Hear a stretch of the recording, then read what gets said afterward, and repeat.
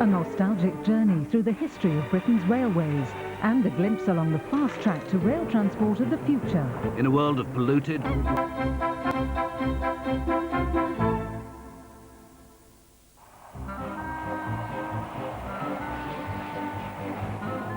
this is the Advanced Passenger Train, or APT. In 1981, this high-speed tilting train was poised to revolutionise railway travel. But the British had lost faith in their pioneering engineers, and in 1986, PT was abandoned. In the 1800s, British railway pioneers were national heroes. From this crumbling factory in Newcastle, George and Robert Stephenson built the machines that changed the world. Soon these rusting winches will be buffed up and the site restored with lottery money. Gambling on leisure and heritage is now a safer bet than on iron and steel. But at one time in these drawing offices, Robert Stephenson designed the rocket and sent the Industrial Revolution into orbit.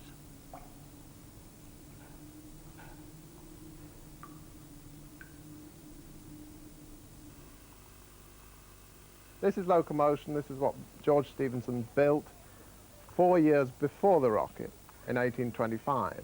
So this isn't the rocket, and rocket wasn't the first. This is a beam engine going for a walk. In fact, it's two little beam engines. And driving this is like driving a colliery winding engine. The only awkward bit is you've got to do two at once. Before George Stephenson became known as the father of the railways, he learnt his trade by getting his hands dirty. Working as an engineer in the coalfields of northeast England, he was surrounded by winding engines which pumped out waterlogged pits. By miniaturising cylinders like this and fixing them on small high-pressure boilers, he created a simple piece of locomotive machinery. But Stephenson's real flair was for spotting other people's good ideas. Stephenson was not that original. What he did best was draw together the ideas from other people. There's Murray's slide valve, not Stephenson. Here's a boiler. This is a Trevithick boiler. Fremantle valve gear, not Stephenson. It goes on and on. This is not pure Stephenson genius.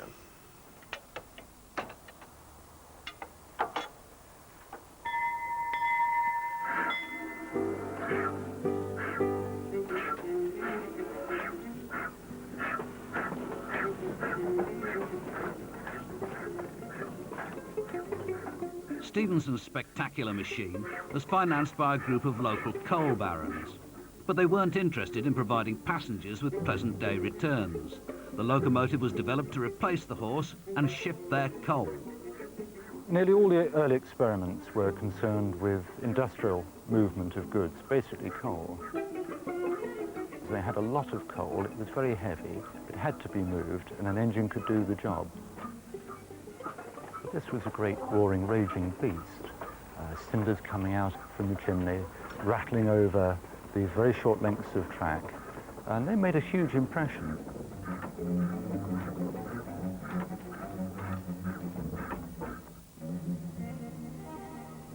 Before fire-spitting machines took to the rails, man's greatest invention, the wheel, had been getting stuck in primordial sludge for years.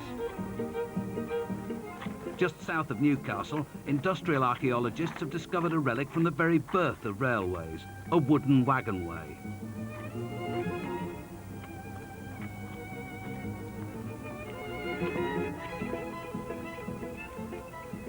For centuries, horse-drawn wagons took coal from the pits to major rivers in the northeast. From there, it was shipped down south and abroad.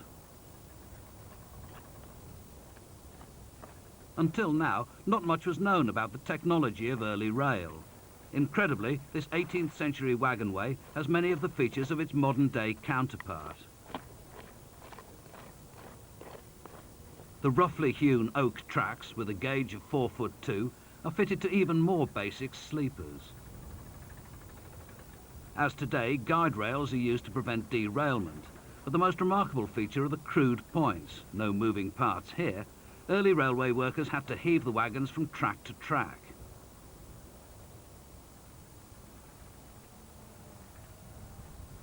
By the early 1800s, metal was already beginning to replace the wooden wagonway, but the first iron rails stopped some engines in their tracks.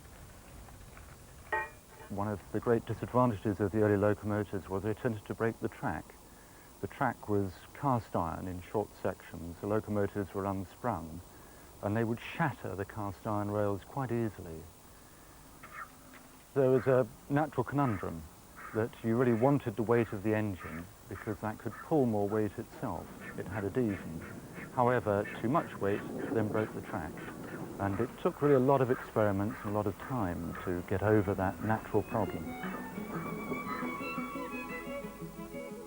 As track developed, George Stephenson's son Robert was making his own improvements. In 1829, he created a truly revolutionary engine, the rocket, and blasted locomotive design into the modern age. For the first time, slanting pistons replaced vertical cylinders, giving a smoother, faster ride. The rocket set a world land speed record of 29 miles an hour, but such breathtaking velocity had a price. At the opening of the Liverpool-Manchester, one of the great supporters of that railway and railways in general had been a Mr. Huskisson, an MP, and he had a sad accident where he stepped in front of a train. Rocket did remarkably. They put him on it and rushed him to more or less a local hospital. He died, unfortunately, and that was something of a setback, but in a way it proved the effectiveness of the railway train to get him there so quickly. In the same year Robert's flashy rocket made its debut, his old dad designed a railway with much more basic routes. Boiling water still had its place, and not just for making tea.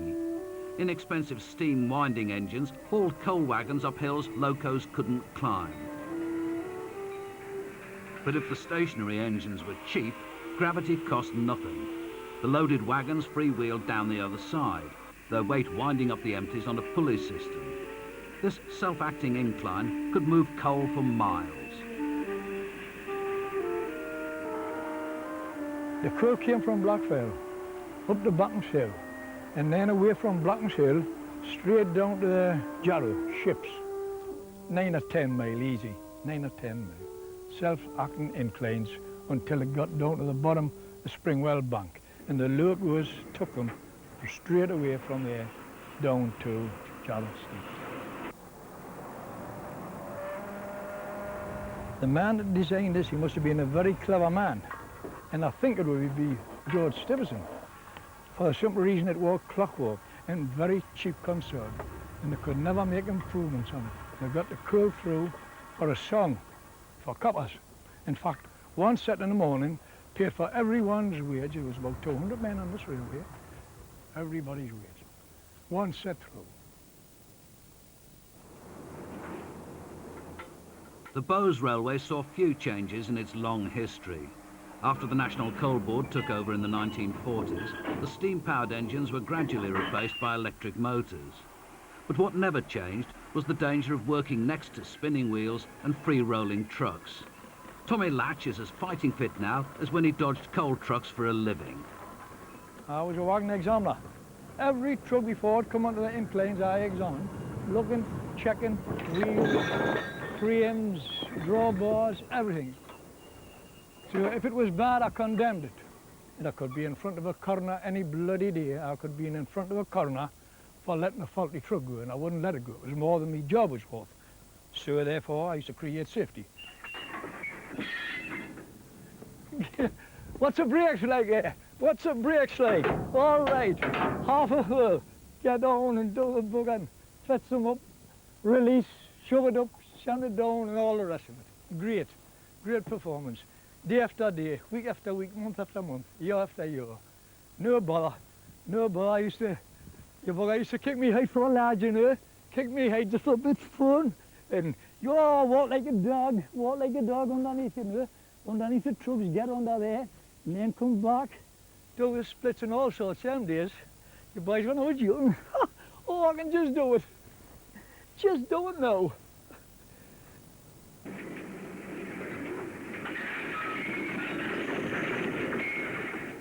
know, I used to check all them for flaws and defects. And the gable there, sometimes them used to jump through there. If you were spread, them buggers could jump off and over the top and set away. You bugger. I had a hell of a job, I can tell you, but I enjoyed it. Aye, happy days, happy days. On the 14th of October 1974, the Bowes Railway was closed for good after 148 years. They wouldn't do it now, Bob. They wouldn't do it now with the lads. I don't think they would. No, I don't think so. No. They weren't so daft. No, not so daft now. I want to say it was necessary then, it was a job. No, it was a job. It's your bread and butter. Aye, but we had some happy days, hadn't we? Well, we had some rough days. Aye, some rough days. Good men work on the railway. Oh, aye. Good workers. All good workers, yes.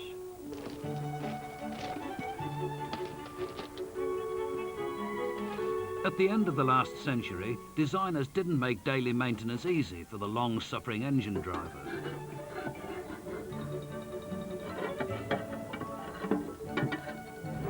As the demand for more efficient engines grew, Robert Stephenson pushed steam technology to the limit. And although Robert died in 1859, his pioneering designs lived on. The A5 was built in 1883 by the Concert Iron Company. There were a lot of very tight curves at Concert, so it needed to be a very short wheelbase. The overall length of the locomotive is 29 feet, and the wheelbase is only 10'9". All of the wheels are in front of the firebox, which gives this long overhang at the back. Unfortunately, with the short wheelbase and the long overhang, it gives a very rough ride in the cab. The back end sways back and forward like this when you're going round curves. The A5's oiling points were not designed for the faint-hearted. To oil this engine up, you have to get between the frames underneath the boiler. Now, there's not a great deal of room there. The oiling is very difficult. To get into the frames, you've either got to get into a pit and reach right up, or you've got to lie along the footplate, get yourself jammed between the footplate and the boiler, and then stretch in and get very long arms to get in with the oil. The designers weren't particularly keen on drivers' comfort.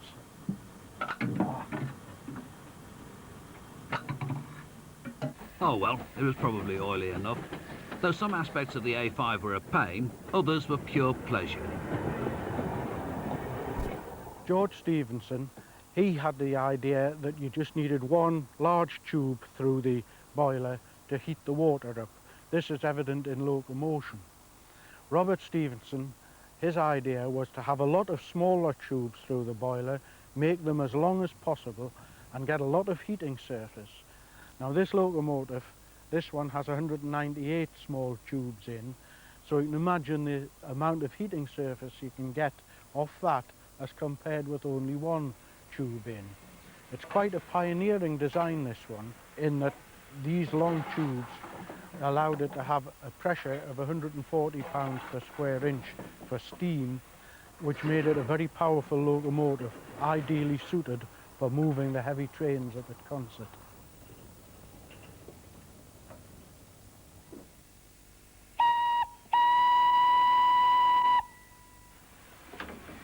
Industrial locomotives were designed mainly for one-man operation. The design is quite a classic, really, but this one was built in 1883, yet the Concert Iron Company still in 1941 sent the drawings for this locomotive to Robert Stephenson and Hawthorne's of Newcastle and had further locomotives built to exactly the same design.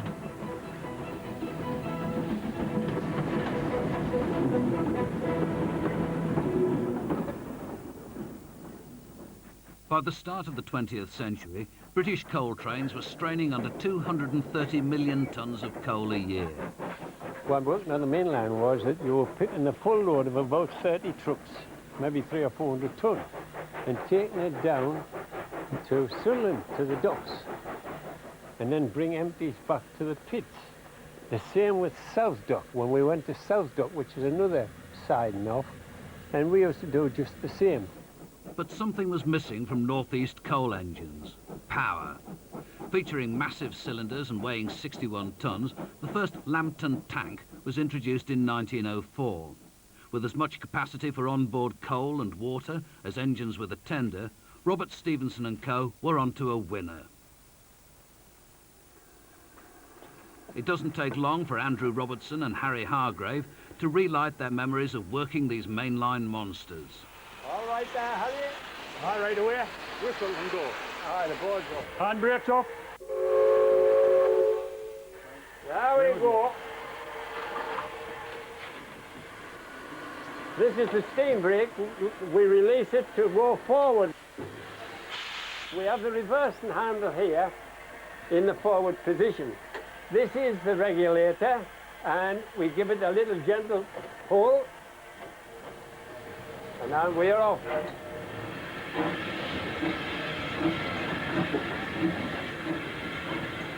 So we have to keep an eye on the gauge glasses. The fireman watches them to say that the level of water is all right, and the steam.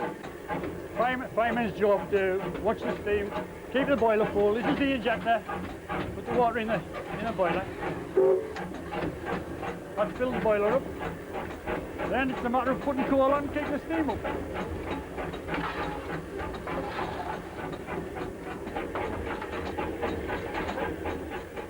Watch where you going there. A driver using too much steam was never popular with the man shoveling coal.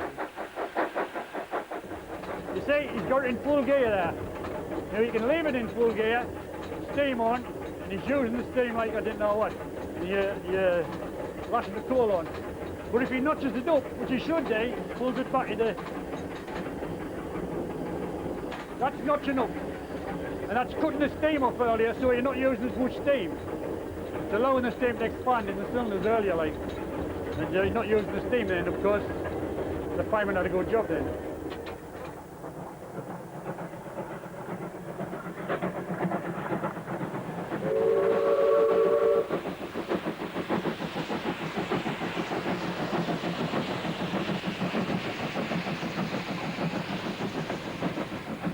We got so used to them that we knew what engine it was by the sound. Some of them engine whistles used to have a very low tone, and you could tell which one. Number 20, for instance, was one of those. Steam engines was much more alive to us. Steam engines had a character about them. You could get the same type of engine, but you had to work it different, fire it different, had a character, and you used to talk to you when you were working them, really, you know, as they were speeding along the rails there. Steam was a powerful thing, and we thought maybe diesels wouldn't be so powerful. A lot of the chaps didn't want the diesels when they came. In the 20s, a lot of people decided that steam was a little bit obsolete and dirty, and they decided that diesel would be the answer. George Cowell helped build some of Britain's first diesel electrics in 1933. My generation were the last of the Victorians in the sense of heavy engineering. When I started work as an apprentice, you had to learn very, very quickly. Consequently, at 20-year-old, I built this loco. Nobody had ever built like it before. We were like George or Robert Stevenson. We had nobody to follow, eh? And some of the things you used to get up to build some of these locos are really astronomical and quite dangerous at times. Eventually we got into a rhythm and a way of doing it, but I was still a steam man at heart. It was a very, very successful little loco. There were various types of them made over the years. Some for India, some with a 5'6" gauge, some with 3'6" gauge.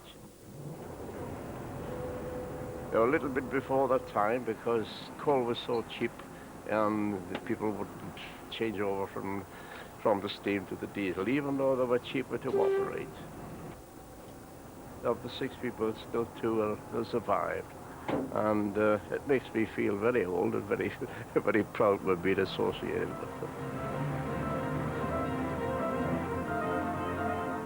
With the advent of diesel, Britain's industrial revolution came full circle. In the greatest railway irony of all, coal, the inspiration for Britain's loco pioneers last century, was still so plentiful by the 1950s that the need for progress to modern fuels was ignored. Steam engineers fought stubbornly for an outmoded power. It was quite a severe battle, and it was a battle that was being lost because diesels were taking over. After all, you get under a diesel locomotive, you can switch on and go. With a steam locomotive, this morning we've spent 2.5 hours preparing this one before it can go and do any work. In the previous century, we had the locomotive as a new device which was taking over from the horse. Here we've got the last stage in the development of the locomotive in an industrial sense, and this one was trying to stop the ingress of diesel and electric traction.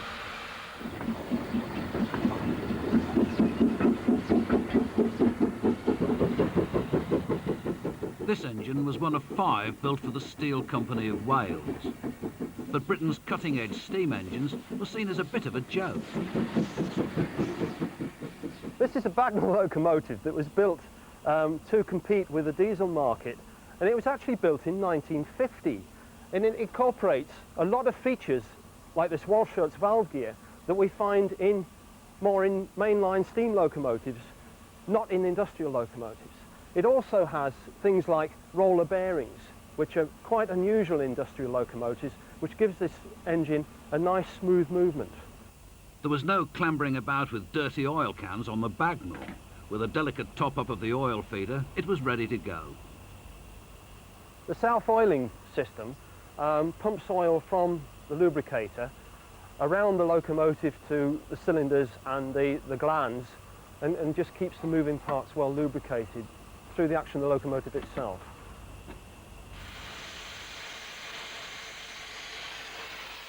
In the decade Russian rocket scientists prepared to blast animals into space, engineers from Stafford were still burning coal and boiling water. Stuck in a Victorian time warp, but still desperate to keep pace with the times, the Bagnall was stuffed with innovative knickknacks. Never again would a driver have to rake out his firebox after a long day. But mod cons like this just proved the absurdity of trying to compete with 20th century machines. The spark had left Britain's locomotive trade, and the Industrial Revolution had burnt itself out. This was a hotbed of the Industrial Revolution. We were the pioneers. We were the people who invented the steam locomotive. We were the people who were producing steam locomotives, and the whole world was coming to us. By 1950, the whole thing had turned round. We were actually competing in the wrong area, looking at steam locomotives and trying to develop them further, when the development was with diesel-electric locomotives and electric locomotives. This then was the end of the line for industrial steam.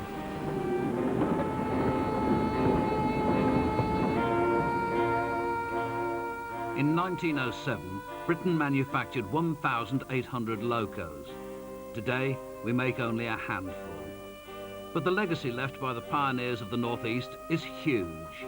What started as a coal-carrying pump on wheels triggered a revolution that shook the world.